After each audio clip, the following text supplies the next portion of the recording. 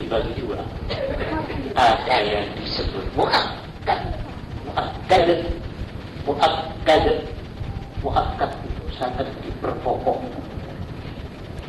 Terus ada lagi ghairu muakkad. Sholat sunat yang muakkadah, yang sangat diperkokoh, yang pertama tadi muakkadah. Terus sholat sunat yang tidak diperkokoh itu disebut ghairu muakkadah.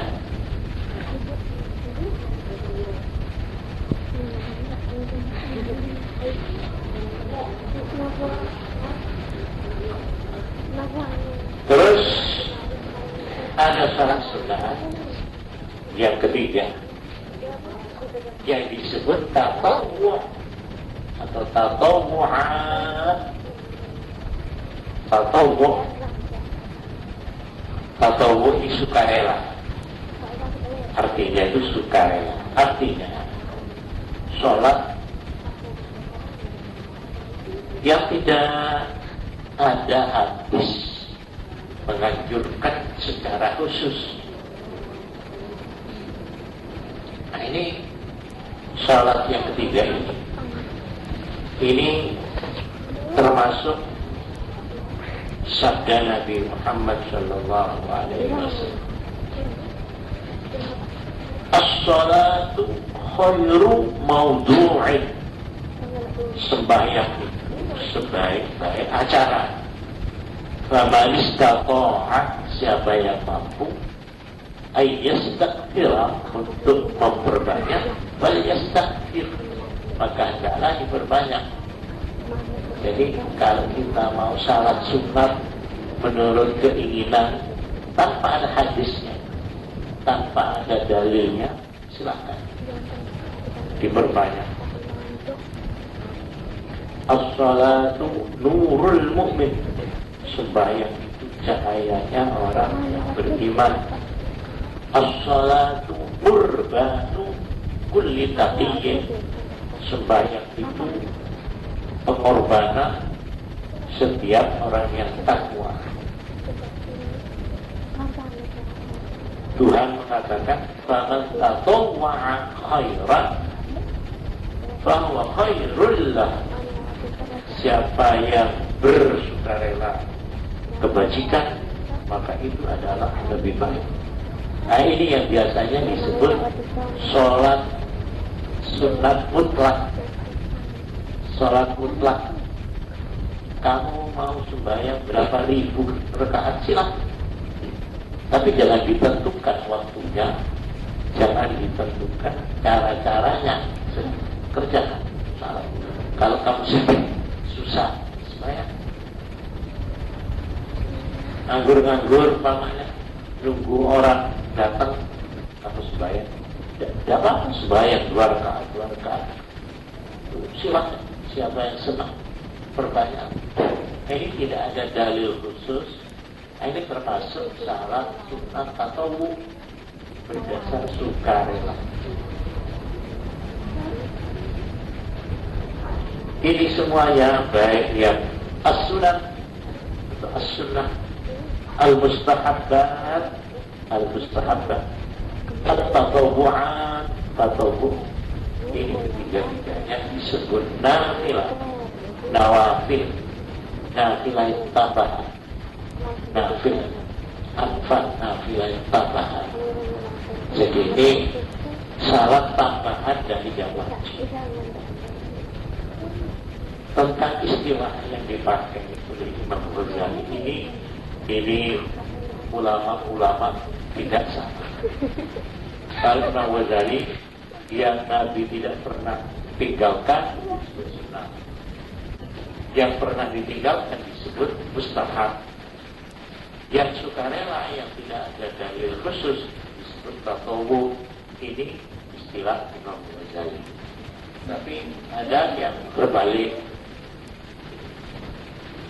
tentang kata-kata sunnah, mustahab, mandub, tatawwu, nafil atau nafilah, muraqab, fi'li, hasan. Istilah-istilah yang berbeda lafalnya, tapi isinya sama.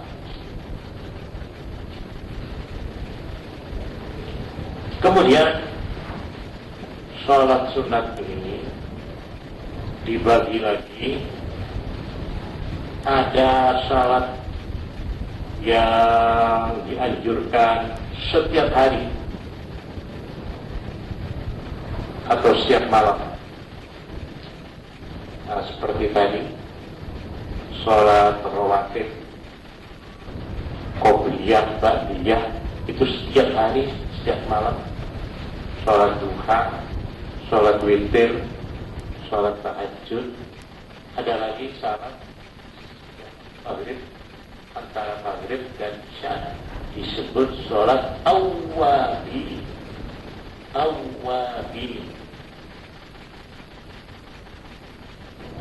Ada lagi sholat yang dianjurkan seminggu sekali. Nah, ini hari-hari sholat sunat hari Ahad, sholat sunat hari Senin, hari Selasa, hari Rebu. Pokoknya tiap hari itu ada salat khusus. Nah, itu salat mingguan. Salat seminggu sekali. Terus ada lagi salat tahunan. Salat sunat tahunan, yaitu salat Idul Fitri, salat Idul Adha, salat Tarawih. Ini loh, mahalnya salat Tarawih karena dia termasuk salat tahunan. Cuma 1 tahun 1 kali. Kok kita tidak mengerjakan salat Tarawih? Ini namanya betul-betul rugi. Sebab cuma 1 tahun 1 kali itu sama dengan tidak sembahyang Idul Fitri, Idul Adha. Itu namanya rugi betul-betul. Cuma 1 tahun 1 kali. Terus ada lagi sholat yang terjadi tergantung adanya sebab. Karena ada sebab, kita masuk masjid. Untuk menghormat masjid disebut sholat apa? Tahiyatul masjid. Ada lagi karena gerhana rembulan. Kita ada di sholat gerhana bulan, sholat khusuf. Gerhana matahari itu sholat kusuf, kusuf. Sholat sesudah wudhu. Kalau tidak wudhu ya tidak sunat salat. Sholat wudhu. Terus sholat kalau ingin lulus ujian atau kepingin cepat dapat jodoh. Nah, itu ada itu sholat, namanya sholat hajat. Jadi sholat hajat itu sholat kalau ada keperluan. Mau dagang, mau buka warung supaya laku, sholat hajat. Pokoknya salat untuk memohon sesuatu, itu sholat hajat.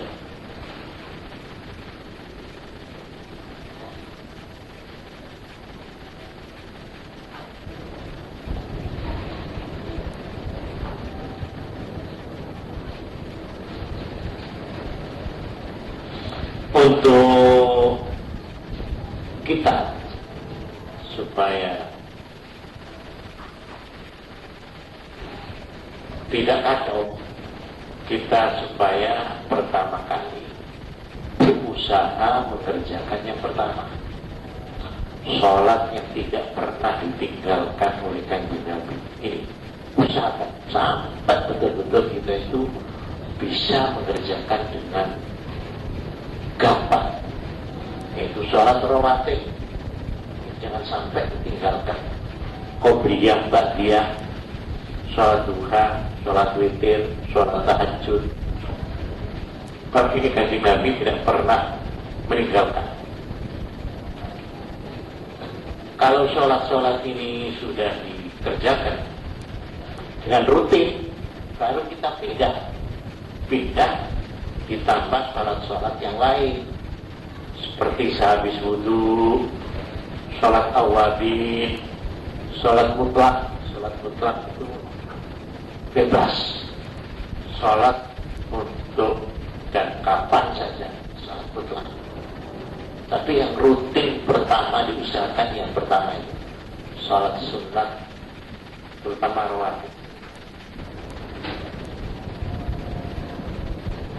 Kemudian adalah pembagian sholat sunat dibagi dua. Ada yang dianjurkan berjamaah, ada yang tidak. Jadi kalau dianjurkan berjamaah, itu dikerjakan berjamaah lebih baik. Tapi kalau tidak, maka sembahyang sendiri-sendiri itu lebih baik.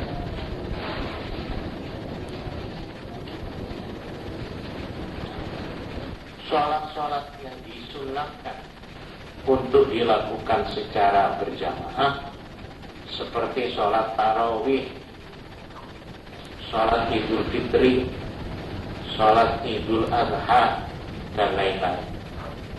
Tapi ini umpama dikerjakan sendiri, boleh, tidak apa-apa. Umpamanya sholat tarawih tidak jamaah, kita sembahyang sendiri di rumah, boleh, tidak apa-apa.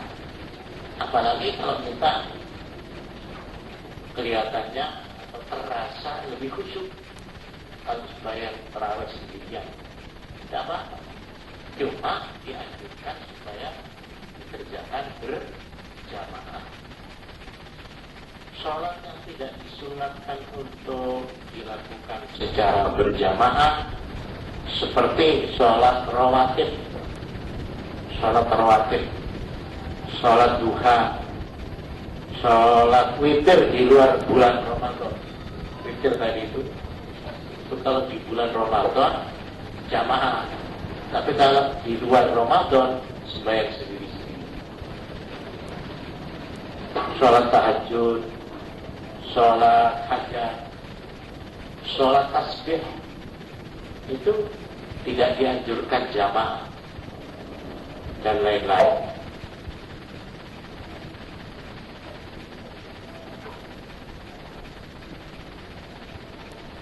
Nah, sekarang kalau ada sholat sunat yang dianjurkan sembahyang sendiri-sendiri, umpama dikerjakan berjamaah, boleh apa tidak? Jadi sholat sunat yang tidak dianjurkan sholat jamaah itu boleh apa tidak? Ini ada hadis yang mencatat hadis dari sahabat Abdullah bin Abbas. Sahabat Abdullah bin Abbas pada suatu malam tidur di rumah bibinya yang menjadi istri Nabi, yaitu Siti Maimunah, istri Nabi. Pada tengah malam itu Rasulullah bangun lalu mengerjakan sholat tahajud. Dalam hal ini Abdullah bin Abbas ikut bangun. Dia lihat Nabi bangun, dia ikut bangun dan ikut sholat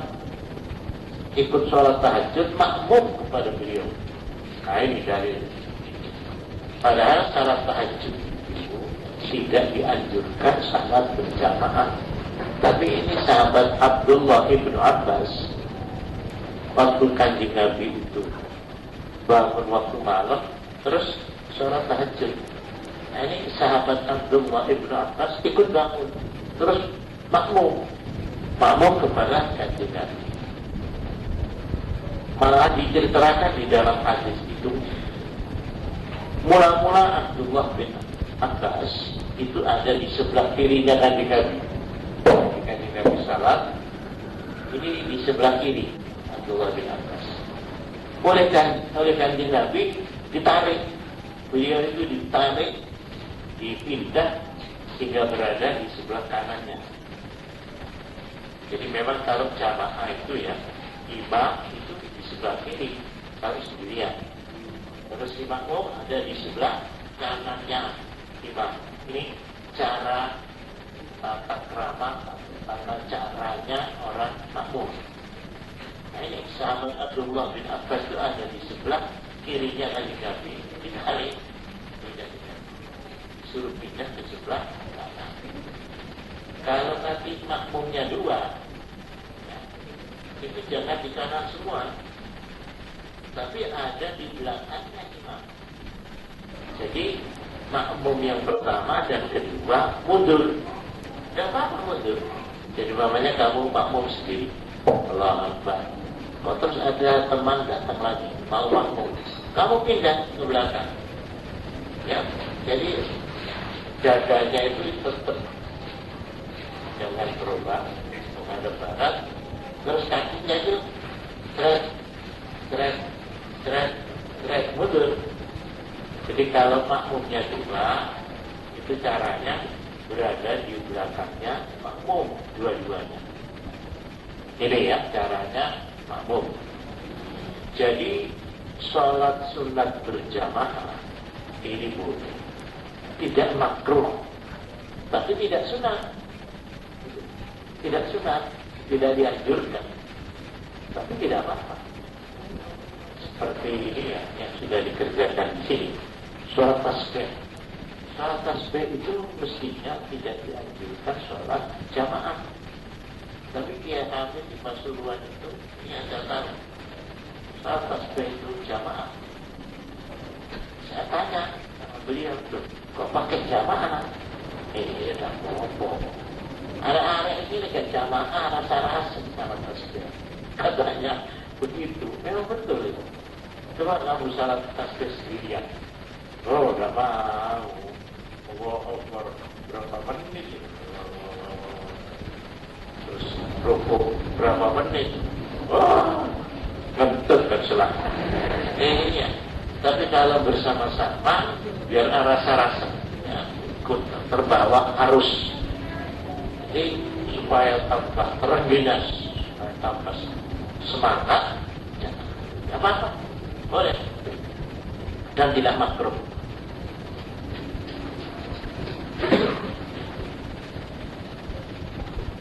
Sholat Lailatul Qadar, sholat taubat,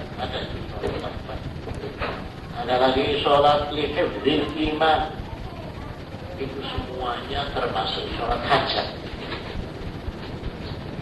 Ini asalnya begini, saya itu terima suatu pertanyaan dari Ponorogo. Ada satu langganan, di situ itu biasa sudah berketurunan tak berapa turun, itu mengadakan salat macam-macam, salat ini, salat itu, salat ini, jamaah, ramai, makan. Yang tua-tua itu meninggal, akhirnya tinggal keturunan anak-anak ini, cucu. Jadi ditanya oleh ada orang tanya, Bu, itu salat dilanggar itu salat apa? Oh ini sudah lama ini, mulai bak saya sudah begini sudah. Loh iya, mulai bak ini salat apa? Terus dalilnya apa itu? Kok sebayang dikerjakan? Dalilnya tidak bisa jawab dia ini. Cucunya Kiai tadi tidak bisa jawab. Kirim surat sama saya, minta tanya. Nah ini asal mulanya ini. Saya pikir, nah ini banyak ini kejadian begitu itu. Dilanggar, di pondok, ya. Atau masing-masing kita mengerjakan salah tapi tidak ngerti dalilnya. Sudah apa? Supaya hadiah. Ada lagi semua yang ini. Dalilnya apa? Bawa ini, US Malaysia. Guruku ini seperti itu. Jadi untuk mengetahui ini, maka kitabnya menerangkan tentang ini secara panjang lebar. Kitab Imam Ghazali yaitu kitab Ihya Ulumuddin. Itu komplit, dalilnya satu-satu diterangkan. Salat Ahad, salat Senin, salat Selasa, ada dalilnya masing-masing. Tapi kalau mau cari itu bukan hanya di kitab-kitab fikih yang lain, cuma harus cari dulu, nyelopit begitu tempatnya. seperti kitab I'anatul Talibin, kitab Bujairimi, Syarah Fathul Wahab, kitab Tuhfah, dan sebagainya.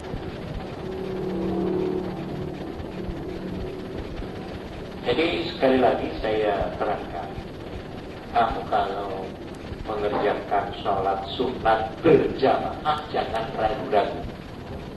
Boleh. Kalau ada orang mengatakan tidak sah, silakan. Tapi ada kitab namanya Durratun Nasihin.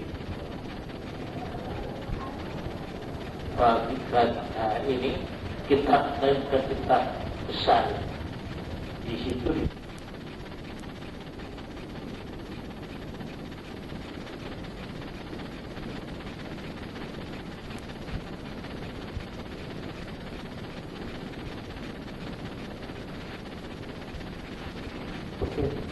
sudah sepakat untuk menjatuhkan hukum makruh sholat jamaah sunat kecuali tarawih, istisqa, gerhana matahari, tok yang lainnya tidak ada. Jadi kita Durratun Nasihin. Tapi ini bertentangan dengan kitab-kitab fikih yang besar yang saya sebut tadi, kitab Tuhfah, kitab Mughni, kitab Bujairimi, kitab I'anatul Talibin, Syarah dari Fathul Wahab, kitab yang masyhur. Ini bicara tentang sholat sunat berjamaah diperbolehkan, tapi tidak dianjurkan. Sudah sepakat untuk menjatuhkan hukum makruh sholat jamaah sunat kecuali tarawih, istisqa minta hujan, gerhana matahari, tok yang lainnya tidak ada. Ini kita Durratun Nasihin. Tapi ini bertentangan dengan kitab-kitab fikih yang besar yang saya sebut tadi, kitab Tuhfah, kitab Mughni Muhtaj, kitab Bujairimi, kitab I'anatul Talibin, Syarah dari Fathul Mu'in. Itu kitab yang masyhur. Ini di sana tentang sholat sunat berjamaah diperbolehkan, tapi tidak dianjurkan.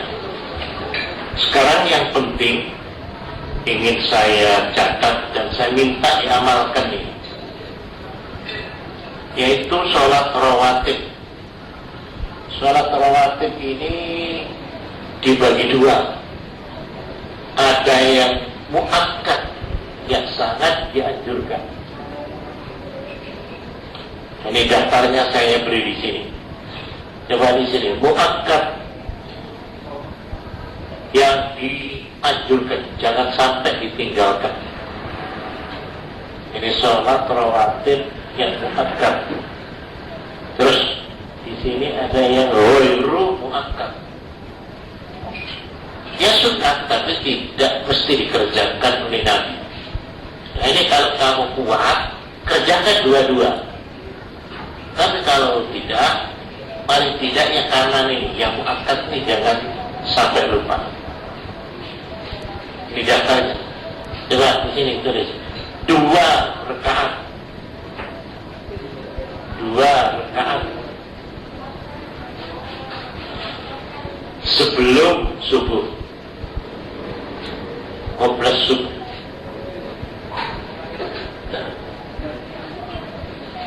Terus di bawahnya 2 rakaat sebelum zuhur, qabla zuhur.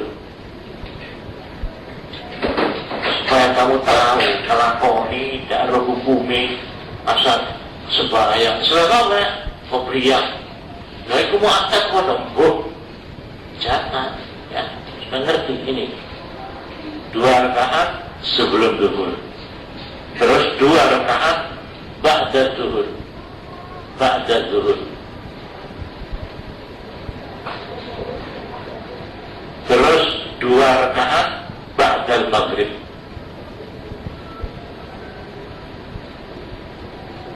Terus 2 rakaat ba'dal isya.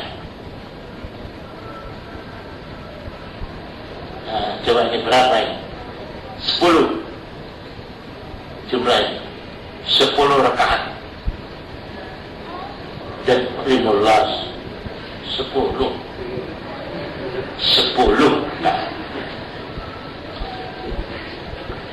nah, terus ghairu muakkad ya.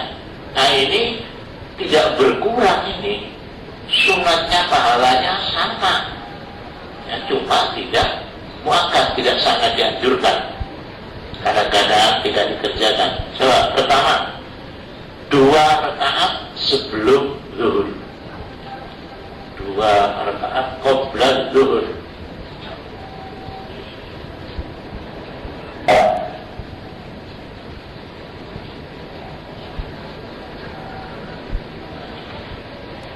Dua rakaat ba'da zuhur. Coba kamu lihat di sini 2 rakaat qabla zuhur, 2 rakaat ba'da zuhur. Di sini juga berarti 4 rakaat.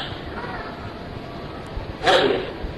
Jadi qabla zuhur 4, yang 2 muakkad, yang 2 tidak muakkad, gitu. Ba'da zuhur ya 4 rakaat, yang 2 muakkad, yang 2 tidak muakkad. Nah ini boleh kamu kerjakan jadi 4 rakaat sebelum zuhur, 4 rakaat sesudah zuhur. Terus di bawahnya 4 rakaat sebelum asar, qabla asar. Yang di sini tidak ada asar. Terus 2 rakaat qabla maghrib, qabla maghrib lagi, qabla maghrib. Karena itu kalau kira-kira jamaah maghrib sudah mulai kamat, ya Allah Akbar, Allah Akbar, kamu tidak usah salat qobliyah maghrib, tinggalkan, terus langsung berjamaah. Jadi kalau masih enggak, boleh, enggak apa-apa. Tapi kalau ba'dal maghrib, nah itu jangan ditinggalkan, 2 rakaat. Terus 2 rakaat sebelum isya.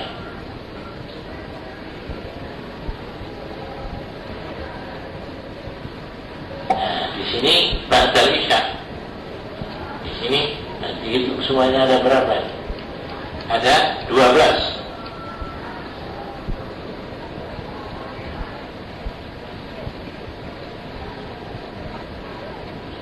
Jadi dengan kata lain, ya, kalau kita ini mau gabungkan dua-duanya itu 4 rakaat sebelum zuhur dan 4 rakaat sesudah zuhur.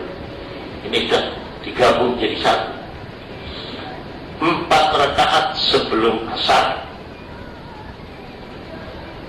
2 rakaat sebelum maghrib, 2 rakaat sesudah maghrib, 2 rakaat sebelum isya, 2 rakaat sesudah isya.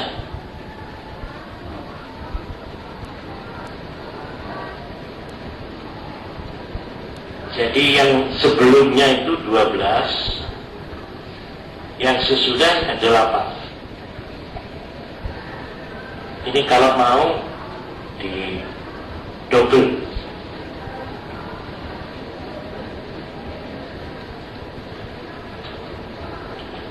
Ada sebagian ulama yang kesukaannya, kesenangannya itu mengerjakan sholat rawatib sebanyak rakaatnya sholat fardu. Sholat fardu sehari semalam itu berapa rakaat? Hah? Berapa? 17 Agustus. Itu betul, 17 Agustus itu memang disengaja hitungannya rakaat. Waktu proklamasi dulu itu. Waktu itu ulama menang waktu itu. Itulah saya kabar rakaat salat. Biar orang Indonesia ini sembahyang kabeh. Nah itu rakaat. Lalu saya hitung 2 rakaat sebelum subuh, 4 rakaat sebelum zuhur, 2 rakaat sesudah zuhur, 4 rakaat sebelum asar, 2 rakaat sesudah maghrib, 3 rakaat sesudah isya, yaitu sholat witir. Ini saya jumlah 17 rakaat. Jadi witir itu dimasukkan sekali.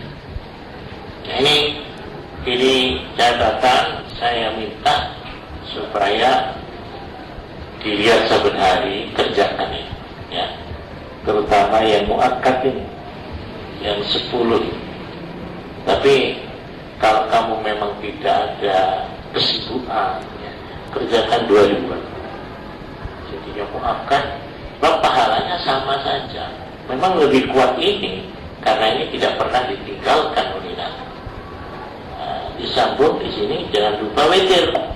Sholat witir sesudah isya, ba'dal isya, 3 rakaat. Ini paling sedikit 3 rakaat. 3 rakaat ini saya baca di kitab Ihya. Ulama berpendapat 2. Boleh dikerjakan 2 salam, 2 rakaat salam, terus berdiri, 1 rakaat salam, 2 rakaat. Ada lagi yang mengerjakan 1 salam. Jadi seperti salat maghrib, 2 rakaat, duduk, berdiri, tambah 1 salam, sama bolehnya. Tapi yang banyak dikerjakan oleh orang-orang Indonesia itu pakai 2 salam seperti di sini. Ya sudah, ini sebagai catatan, dan saya harapkan catatan ini merupakan sesuatu yang berharga, ya. Dan kalau kamu ingin dalil-dalilnya itu di kitab Ihya Ulumuddin, itu komplit. Tiap-tiap pamannya ini yang mahasiswa ingin tahu hadisnya, ingin tahu dalilnya, di sana di kitab Ihya, ya. Kalau tidak perlu dalil, ya sudah cukup keterangan saya ini, ya. Insyaallah keterangan saya ini bisa dipercaya, yang saya ambil dari kitab-kitab itu sendiri.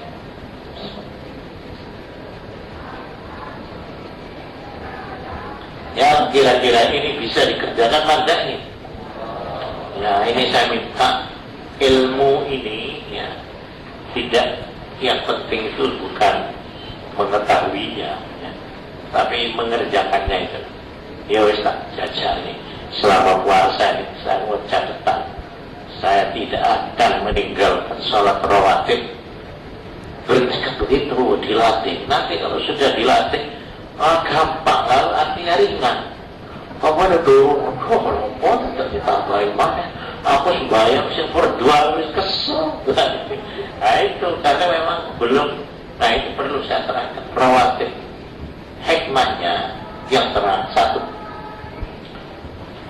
untuk nempel salat fardu yang kurang sempurna. Ketika kan sembahyang fardu kurang sempurna, bacaan Fatihahnya atau kurang tumanina atau kurang khusyuk, dengan salat rawatib maka salat fardu kita itu diterima oleh Allah. Ini perlunya. Nomor 2, untuk persiapan mental supaya kita tidak aras-arasan mengerjakan salat fardu. Kita salat sunat rawatib supaya kita tegar, supaya takas. Dan yang terpenting membersihkan hati dari godaan-godaan. Sebab orang mau sembahyang itu godaannya banyak. Kadang pikiran masih di pasar, pikiran masih kepada si A, si B. Tapi dengan salat sunat rawatib ini kita bisa membulatkan konsentrasi, bisa memusatkan perhatian. Memang jangan kesusu langsung salat fardu. Jadi kita baru mengerjakan salat fardu kalau mental kita sudah siap. Nah untuk itu kerjakanlah salat rawatib. ringkaskan saja. Wallahu a'lam bishawab. Al-Fatihah.